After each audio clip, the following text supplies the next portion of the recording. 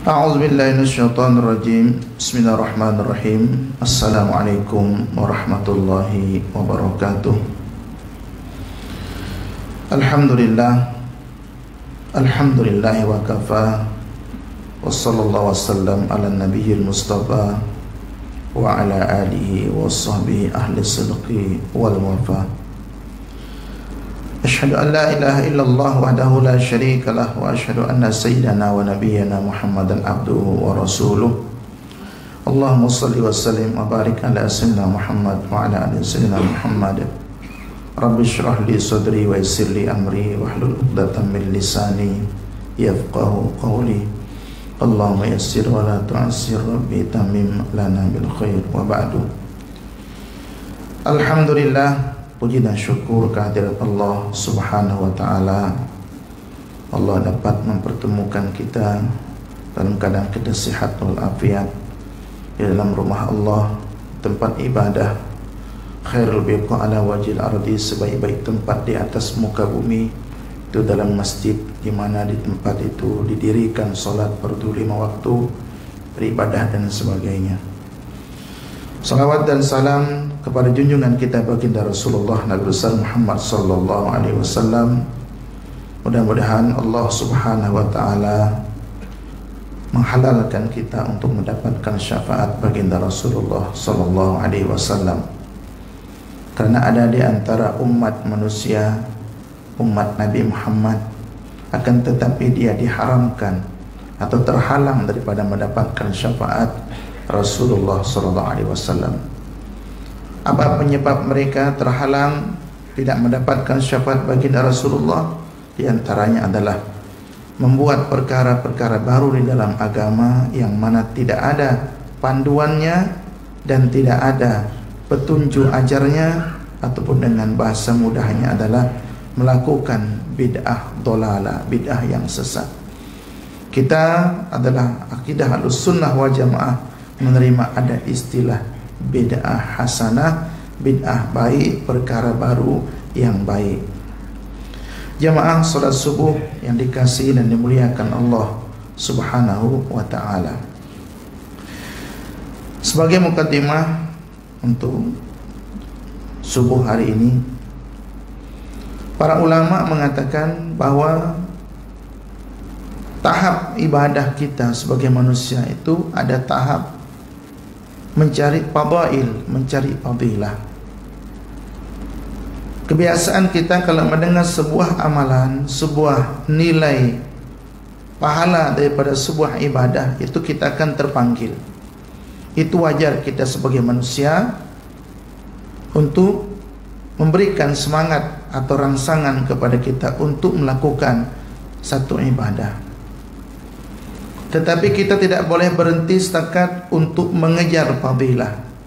Ibarat bahasa seperti orang yang belajar. Sekolah itu tentu ada naik tingkatan. Naik tingkatan yang arti kalau setelah kita melakukan ibadah itu kita mencari fadail, mencari keutamaan, mencari kena pahala besar, kita naikkan.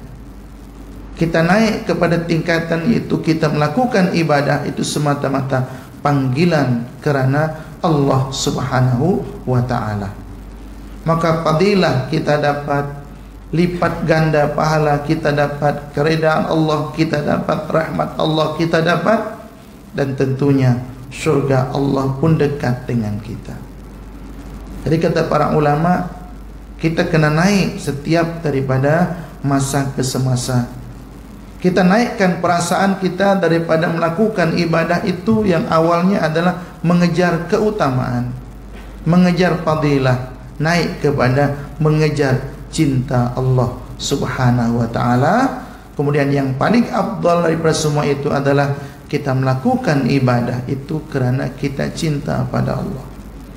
Tuan-tuan rahimakumullah, sebagai melengkapi kisah kita ataupun mukaddimah, di dalam Islam itu Syekh Al-Alim Al-Allamah Abu Fattah Abu Ghuddah, seorang ulama daripada Mesir, beliau ada menceritakan tentang bukan Syekh Abu Burdah, Syekh Allahumma salli ala Muhammad, Syekh Itir, bukan Syekh Abu Burdah. Beliau menceritakan dalam sebuah kisah dalam kitab Tazkiratul Auliya, ada istilah yang seperti disebutkan oleh para ulama. Ada para ulama yang mereka itu disebutkan dengan istilah ashabul khatawat. Ini untuk kita melengkapi, mudah-mudahan karena kita sebut para ulama-ulama yang mempunyai karomah, keutamaan ini, mudah-mudahan kita mendapatkan rahmat Allah. Ashabul khatawat ini adalah orang yang kalau dia berjalan itu, kalau nak pergi ke suatu tempat itu hanya melangkah 2-3 langkah saja dah sampai. Kalau nak pergi Mekah, keluar daripada rumah, bismillahirrahmanirrahim, 1-2-3 dah sampai di Mekah. Ini masyhur di kalangan para ulama. Mereka ada yang mempunyai kedudukan disebut dengan ashabul khatawat. Kalau bawa murid, misalkan murid kata pejamkan mata, ikut pegang tangan saya, 2-3 langkah dah sampai. Jadi itu tidak asing bagi kita. Itu disebutkan oleh Syekh Itir tadi tentang seorang ulama yang kita kenal, sangat masyhur dalam dunia Islam, itu Al-Imam Hasan Al-Basri rahimahullahu ta'ala. Imam Hasan Al-Basri rahimahullahu ta'ala itu mempunyai murid. Murid beliau bernama Abu Amr. Abu Amr ini adalah setiap kita membaca Quran, itu adalah beliau mendapat pahala, sebab beliau adalah sanad daripada Al-Quran yang kita baca. Sanad itu bersambung. Jadi sanad kita yang kita baca Quran itu daripada salah satu adalah Abu Amr namanya, murid Imam Hasan Al-Basri. Imam Abu Amr ini adalah seorang ulama, ahli tafsir, hafal Quran, hafal hadis, banyak ulama. Beliau tengah mengajar di sebuah masjid di Basrah. Basrah tu dulu, kalau sekarang tu Irak. Dulu Baghdad, Irak itu adalah kota ilmu. Sebelum kita kenal Irak sekarang, Baghdad sekarang yang dihancur leburkan oleh Amerika. Jadi Imam Abu Amr ini tengah mengajar, tengah bersyarah, tengah mentafsirkan ayat, tiba-tiba datang seorang lelaki yang rupawan, yang menawan, yang handsome. Kerana kekaguman beliau kepada lelaki yang datang tiba-tiba duduk di majlis beliau, dengan izin Allah, apa yang beliau nak sampaikan tiba-tiba hilang di kepala beliau, seperti tercabut begitu saja daripada dada ingatan beliau. Hilang, habis. Setelah habis, kan tak mampu lagi nak berkata apa, nak cakap apa, nak qala Allah, qala Rasul, hilang sama sekali. Dia pun tutup majlis. Keluar, solat taubat, minta ampun kepada Allah untuk dikembalikan ilmu tadi itu, tapi tak juga kembali. Maka beliau datang pergi berjumpa dengan Imam Hasan Al-Basri, menceritakan hal ehwal keadaan yang berlaku tadi. Maka Imam Hasan Al-Basri merasa sedih juga dengan keadaan itu. Maka kata Imam Hasan Al-Basri, kitab ini, cerita ini disebut dalam kitab Tazkiratul Auliya. Kata Imam Hasan Al-Basri, kamu pergi ke Tanah Suci. Pergi Tanah Suci untuk umrah ataupun menunaikan haji. Kisah ini pergi umrah. Kata Imam Hasan Al-Basri kepada Imam Abu Amr tadi, nanti setelah kamu melaksanakan manasik umrah, selesai kamu melaksanakan umrah, pergilah ke Masjid Khaif. Kalau kita pergi ziarah kalau kita pergi umrah itu, kalau ada kesempatan, pergilah ke Masjid Khaif untuk kita solat 2 rakaat, solat dalam masjid, berzikir, beribadah. Masjid tersebut pernah disolati oleh 70 Nabi. Jadi ketika pergi, ke Masjid Khaif, kata Imam Hasan Al-Basri, kamu cari seorang lelaki dengan ciri-ciri sekian-sekian. Kalau kamu lihat lelaki tersebut tengah melakukan ibadah, kata Imam Hasan Al-Basri, tunggu dia sehinggalah selesai beribadah. Maka pendek cerita, sampailah Imam Abu Ammar ke Makkah, menunaikan umrah ihram, kemudian selesai ziarah ke Masjid Khaif.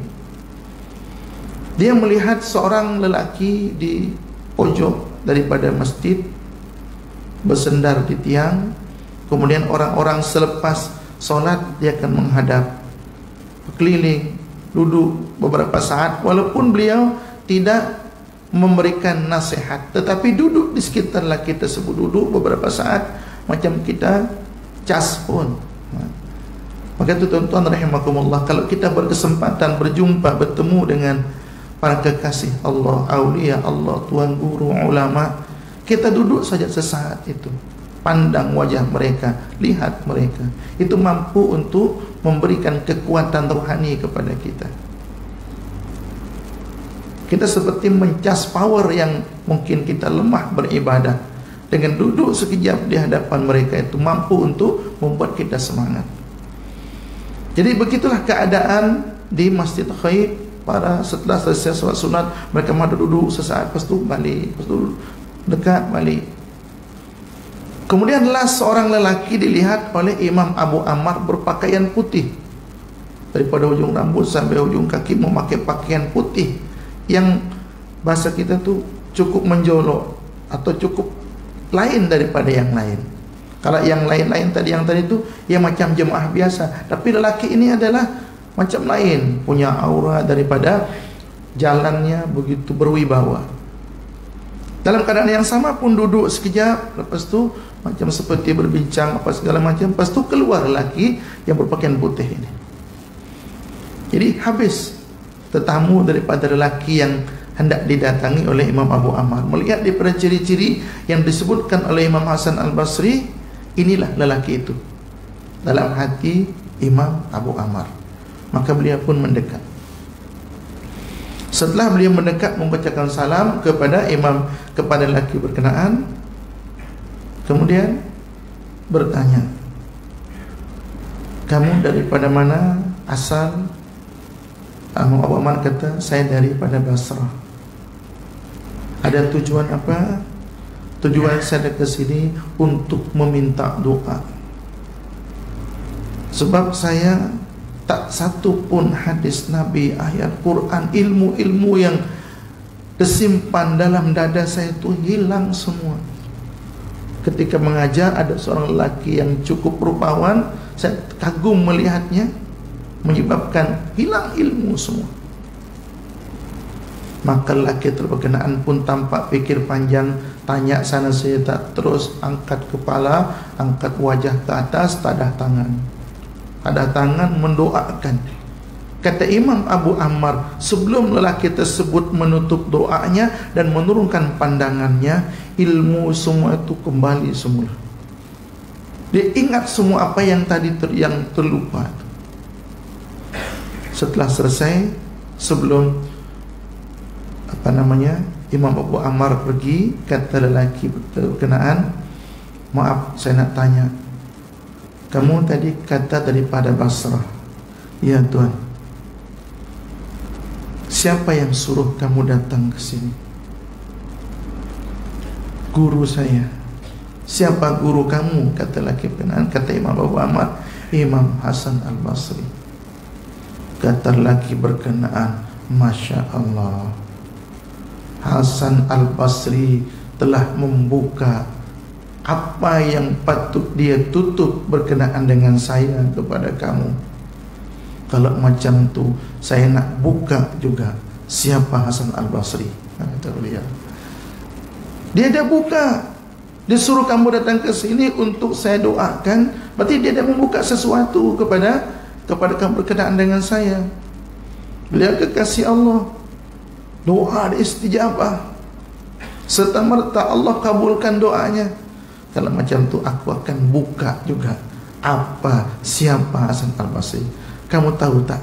Kata lelaki kepada Imam Abu Ammar, tu lelaki yang terakhir tadi yang berpakaian putih tadi itu Hasan al-Basri.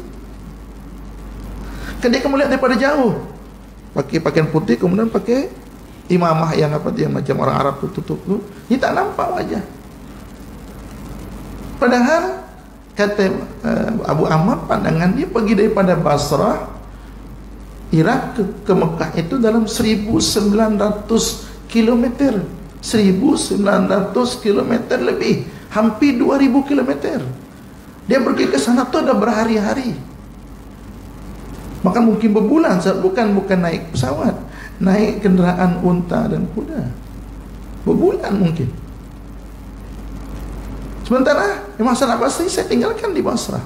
Dalam pikiran beliau, tapi kada percaya. Kata lelaki berkenaan, kau tahu Imam Hasan al-Basri tu solat asar dengan saya kat sini, tapi nanti maghrib di solat berjamaah maghrib di Basrah. Antara asar dan maghrib berapa jam? Itu yang dikatakan istilah dengan ashabul khatawat. Maka tuan-tuan rahimakumullah, jadi apa inti yang kita nak sebutkan di sini tuan-tuan yang rahmati Allah? Yang pertama, kita menyebutkan manaqib biografi, kita sebut cerita para ulama, harapan kita mendapatkan keberkahan daripada Allah Subhanahu wa taala. Dan yang kedua adalah bahwa perkara-perkara yang mungkin ada orang tak percaya, tak boleh terima, bukan berarti benda itu tidak wujud ataupun tidak ada. Kan sering kita dikatakan tak ada. Oh, tak ada itu, tak ada.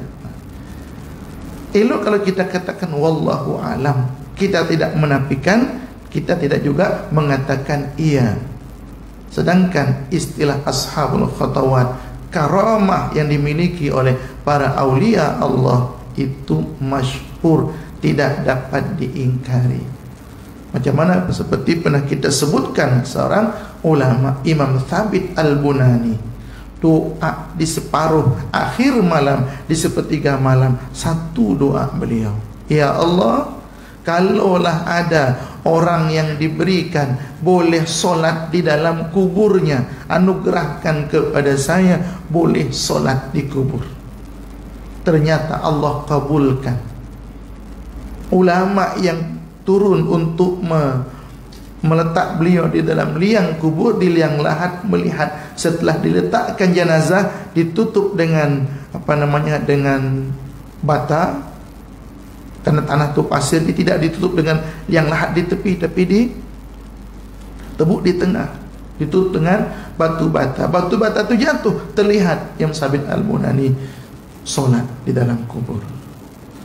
Itu tidak asing bagi kita. Bagaimana kisah-kisah yang berlaku. Sayyidina Umar menjerit daripada masjid di Madinah, kemudian boleh didengar oleh mereka prajurit kaum muslimin yang tengah berperang di Dimashq atau di Syria, jauh, sehingga orang ramai mengatakan bahawa Khalifah Amirul Mukminin telah nyanyuk. Tidak kena mengenal ittaqullah usikum wa iyaya bittaqwallah wa ta'ati la'allakum turhamun. Tiba-tiba beliau menjerit, ya Sariyatal Jabal, ya Sariyatal Jabal, wahai tentera, naik ke gunung, naik ke gunung. Hari Jumaat. Kata orang, apa sal khalifah ni? Maka orang pun dah mulai berbincang. Kalau sekarang pun dah diviralkan. Oh, khalifah dah nyanyuk. Ya. Zaman sekarang kan ambil cerita, komen macam saya. Setelah beberapa minggu, bulan bahkan, tiba-tiba datang. Karena tadi tu orang ramai komen yang negatif, maka juga datang putusan daripada tentera kaum muslimin mengatakan terima kasih saat orang ramai juga. Bahkan dikatakan juga tengah khutbah, menceritakan selepas khutbah, terima kasih Amirul Mukminin, berkat daripada Tuhan kami selamat, kami tak kalah telak bahasanya. Kami berhasil untuk menyelamatkan pasukan. Ketika kami terpojok, kami tak tahu nak buat apa. Kami mendengar suara khalifah menjerit, memberikan komando panduan kepada kami, wahai tentera, naik ke gunung, selamatkan diri kalian.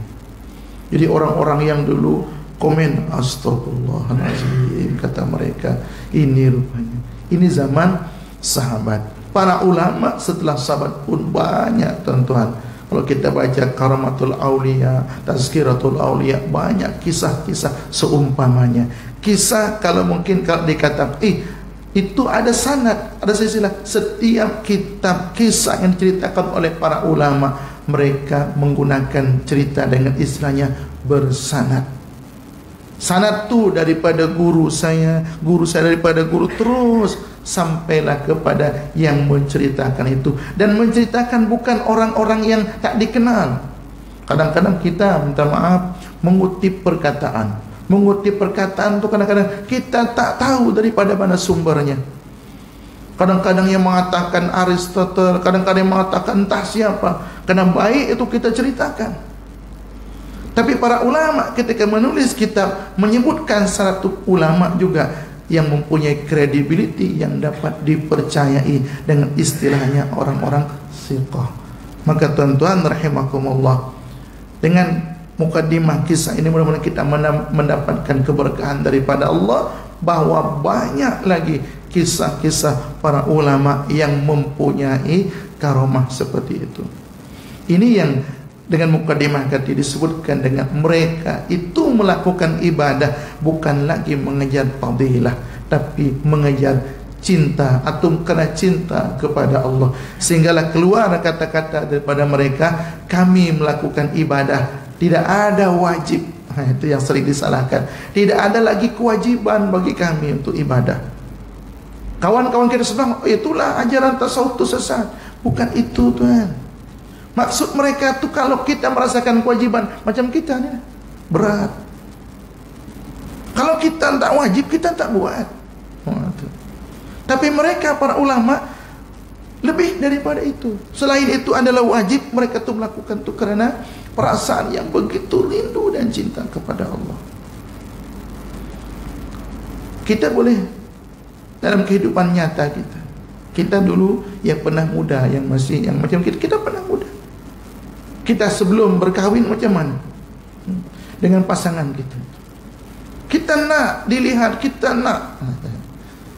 Itulah contoh kecilnya ketika kita melakukan sesuatu itu kerana cinta.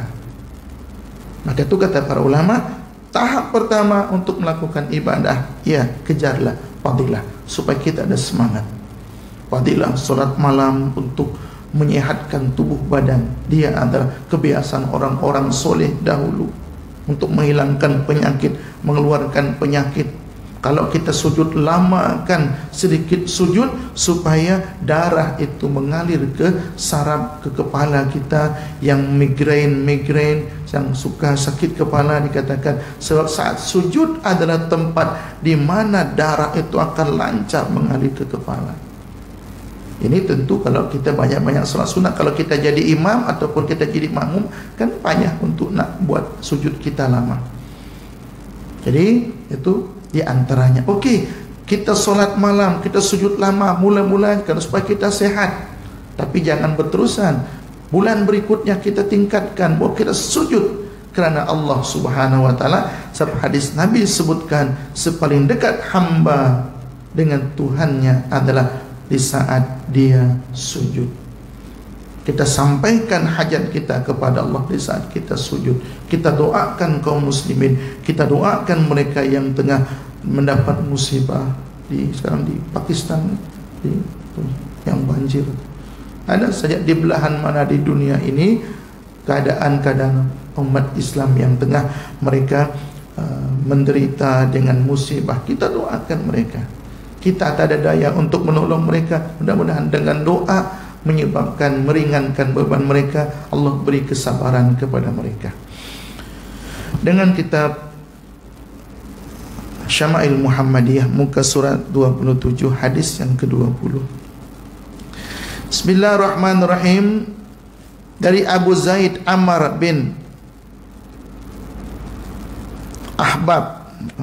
Akhtab Al-Ansari berkata kepada Ilba bin Amr bin Ahmar, qala li Rasulullah sallallahu alaihi wasallam, ya Aba Zaidin, udnu minni pamsah zahri, pamasahtu zahrahu waqa'at asabi'i al-khatami, qultu wa mal khatamu, qala sya'aratun mujtami'atun.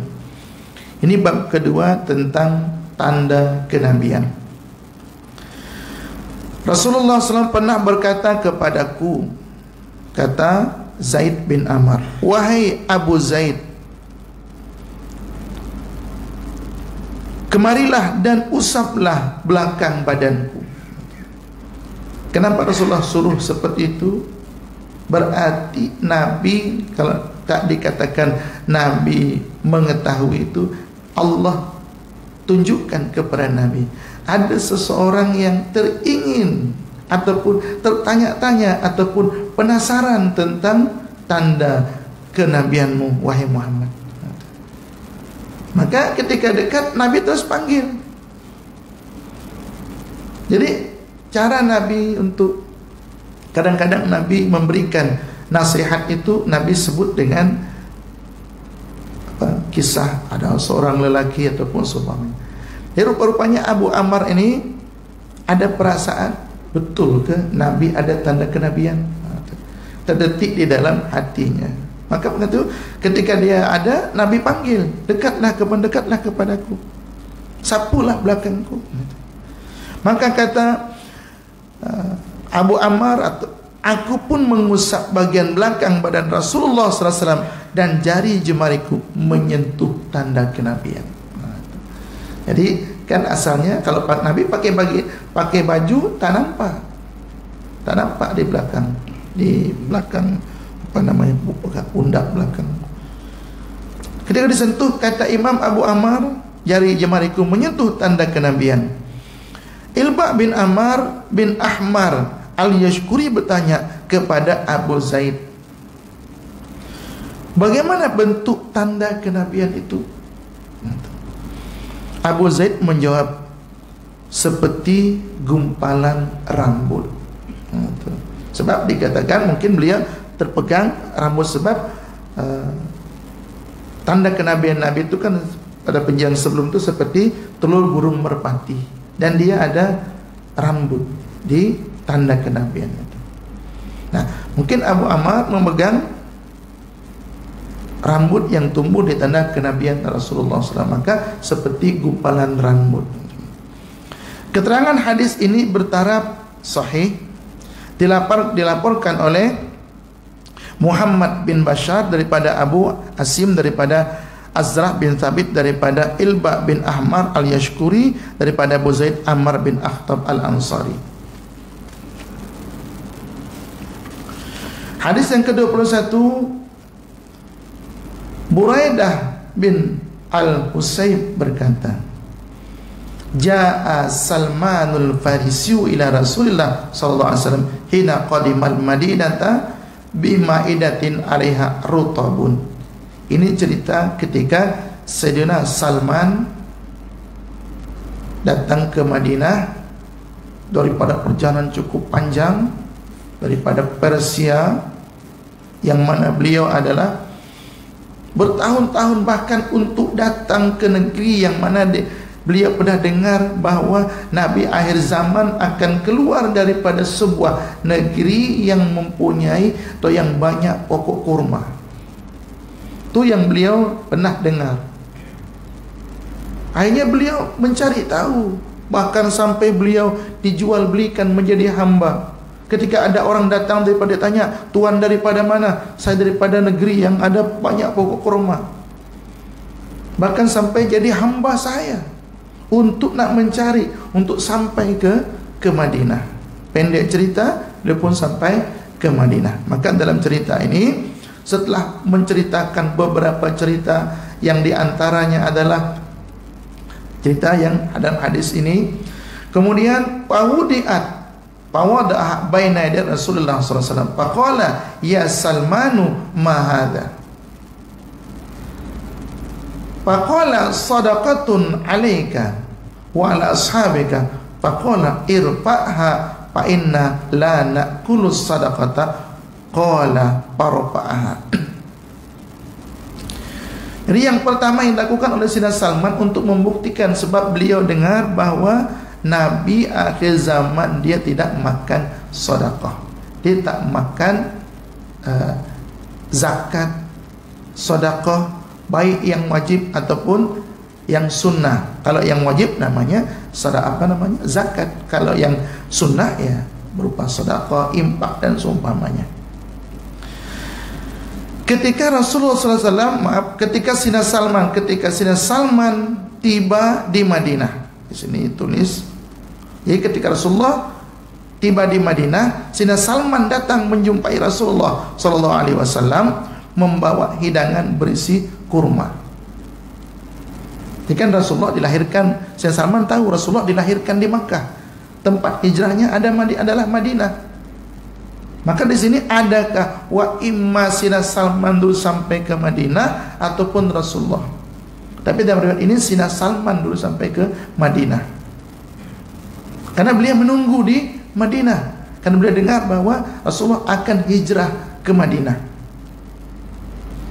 Maka setelah Rasulullah sampai di Madinah, Sayyidina Salman ini dalam riwayat itu dah jumpa dengan para sahabat, dah meluk Islam, cuma nak buktikan Nabi ini yang disebutkan itu betul tidaknya. Itu yang beliau nak buktikan. Maka beliau letakkan di hidangan di hadapan Rasulullah SAW.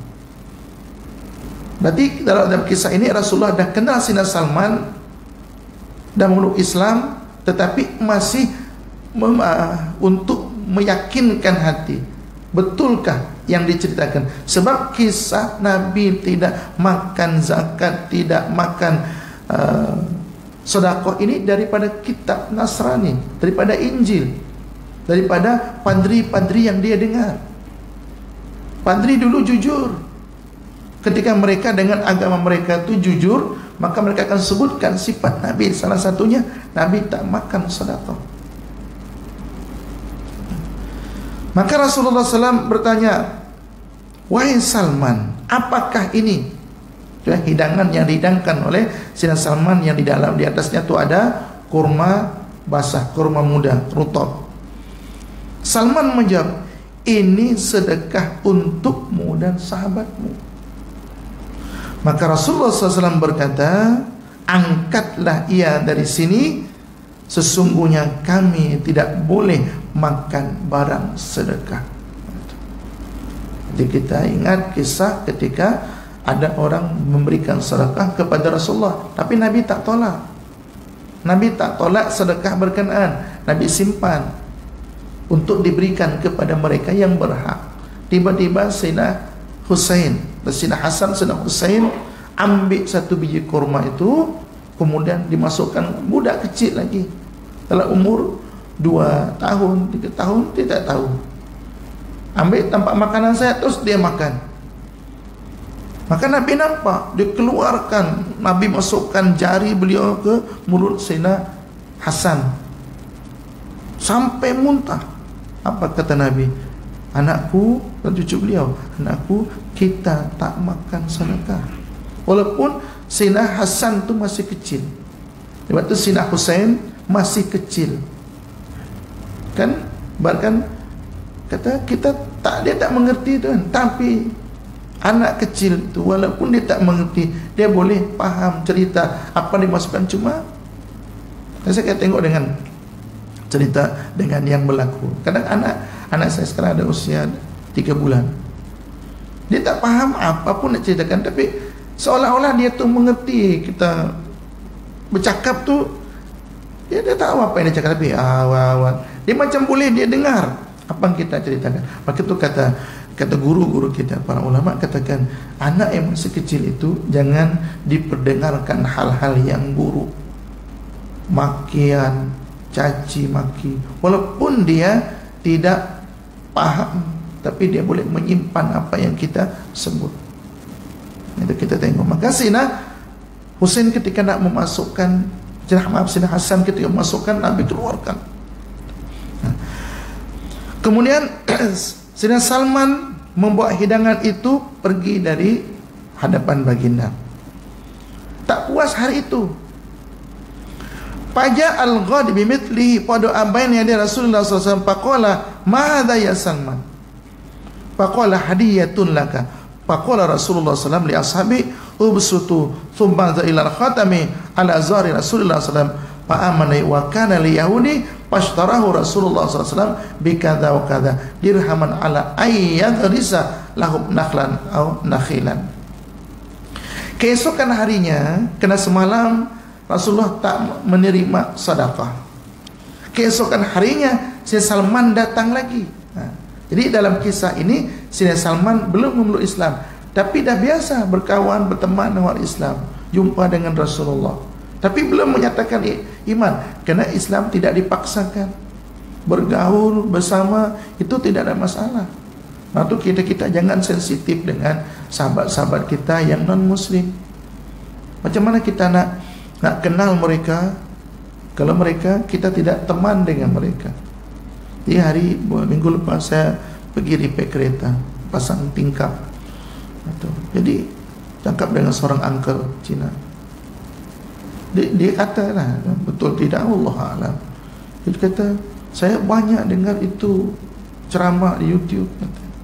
Tapi saya rasa usaha itu silap, dia kata. Saya silap apa uncle?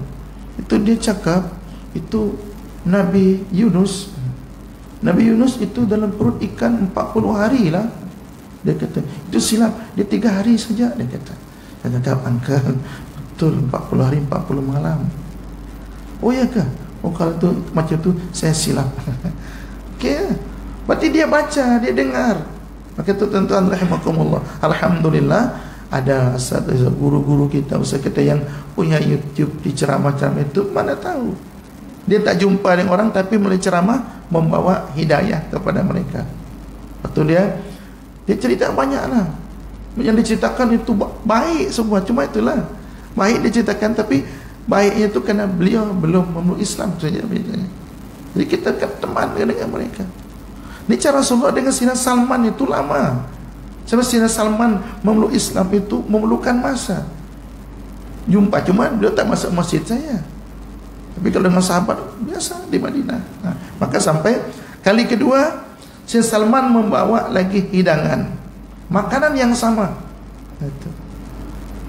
Jadi wa imma semalam itu beliau katakan itu adalah sedekah atau ketrik saja, siasat saja, wallahu alam, tak disebutkan. Kemudian esoknya datang lagi bawa makanan ke hadapan Rasulullah SAW. Maka Rasulullah SAW bertanya, apakah ini wahai Salman? Salman menjawab, ini adalah hadiah untukmu. Maka Rasulullah SAW berkata kepada para sahabat, hidangkanlah. Berarti betul bahwa Rasulullah tak makan sedekah, tapi kalau hadiah Nabi terima. Kan dikatakan, kenapa Rasulullah dan keturunan tidak makan duit zakat, tidak makan duit sedekah. Jadi kalau kita tuan-tuan, kalau kita mana tahu nak bayar zakat secara langsung ke ceburkan dengan habaib, itu jangan. Sebab mereka tak makan. Jadi ada ulama mengatakan, kenapa jadi mereka tak makan sedekah, tak makan zakat itu? Karena zakat ini adalah awsahun nas, kotoran manusia. Maksudnya kan dia adalah pembersih daripada harta. Dia wajib. Bahkan sunnah pun Nabi tak makan, apalagi wajib.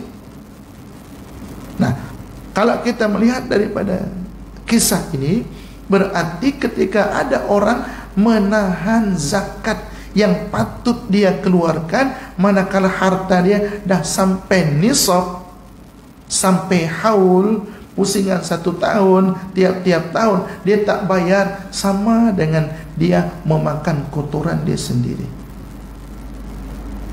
Dahlah berdosa haram. Maka itu na'udzubillah min zalik, itu yang dikatakan.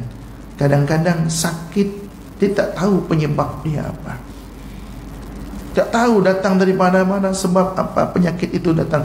Ternyata selama ini dia tak bayar zakat, dia makan penyakit rupanya. Kalau dah sakit macam tu memang susah cari obat. Maka tu kita digalakkan, kalau memang kita punya harta dah sampai nisab, katakan sekarang mungkin dalam 14.000 kalau tak silap, ikut harga emas 14.000 atau 13.000 mungkin. Itu dah nisab dah. Tapi tak cukup nisab, 1 tahun ke depan masih tersimpan 13.000, keluarkan zakat 25%. Jangan disimpan. Kemudian setelah banyak, pernah kita sebutkan, kalau sedikit senang untuk kita keluarkan. Tapi kalau dah banyak, untuk zakatnya saja untuk dikeluarkan tu 500k. 500k ni masih boleh beli kereta. Kalau beli kancil boleh beli 10. Itu yang susah. Kalau beli yang 100.000 dapat 5. Tak boleh beli Fortuner. Tu yang orang mikir nak bayar. Nantilah, pergi umrah aja lah, pergi haji supaya taubat di sana. Tak boleh. Jadi kita biasakan daripada harta kita yang ada tu kita zakatkan. Kita dalam akun kita tersimpan. Kita bahkan dikatakan kalau dihutang orang sekalipun, misalnya kita simpan dalam 5.000, ada 10.000 di tangan orang, dihutangkan orang, bukan dengan kita, itu juga wajib kita zakatkan. Pada waktu itu Salman terlihat memperhatikan tanda kenabian di belakang baginda Rasulullah SAW, yaitu di antara pundak bagian sebelah atas. Dengan itu Salman menyatakan keimanannya kepada Rasulullah SAW. Sebab kan dalam itu Salman itu pusing keliling, macam ada sesuatu yang dicari. Nabi tahu, maka Nabi pun memperlihatkan. Tapi malu nak tanya, Rasulullah nak tengok tanda kenabian baginda? Tak. Terlihat nampak tanda kenabian di pundak baginda, maka Salman pun menyatakan keislamannya. Sebelum itu Salman adalah hamba milik seorang Yahudi. Rasulullah SAW menembus baginda dengan sekian-sekian dirham. Cara membayarnya adalah dengan menanam tanaman kurma di atas sebidang tanah untuk mereka. Menurut maklumat yang Salman peroleh daripada pendeta-pendeta Nasrani, kebenaran baginda ialah seorang nabi dapat dikenali melalui tanda khataman nubuwah. Oleh kerana Salman bersungguh-sungguh mencari kebenaran itu. Jadi kemudian tebusan Salman berupa menanam 300 pokok kurma sehingga tumbuh dengan baik, ditambah dengan 40 batang emas. Para sahabat membantu Salman dengan benih pokok kurma. Maka Rasulullah SAW sendiri ikut menanam, sedangkan yang menyediakan batang emas adalah seorang sahabat. Salman tidak dapat ikut perang Badar dan Uhud. Ini kerana pada ketika itu dia masih milik orang Yahudi. Dia masih jadi hamba, walaupun sudah memeluk Islam. Jadi hamba tapi dah memeluk Islam, cuma dia tak boleh ikut. Sebab syarat kalau dia jadi hamba mesti ada izin daripada tuannya. Kalau tuannya kata tak boleh ikut berperang. Dia ikut berjihad pada perang Khandaq dan perang Ahzab. Dia yang mengusulkan bagi menggali parit. Ia terkenal usulan daripada Sayyidina Salman untuk menyelamatkan kota Madinah daripada kehancuran dengan usul daripada beliau untuk membuat parit yang mengelilingi kota Madinah, sebab tentera besar yang akan mengepung kota Madinah. Buat gali parit, gali longkang, sekira-kira kuda tidak dapat untuk menyeberanginya, bahkan panah tidak boleh untuk menyerangnya. Maka tuan-tuan rahimakumullah, mudah-mudahan sekelumit daripada kisah sahabat Nabi Rasulullah SAW memberikan keberkahan kepada kita, memberikan sedikit pencerahan kepada kita. Hadanallahu yaqin billahi taufiq wal hidayah. Wassalamualaikum warahmatullahi wabarakatuh.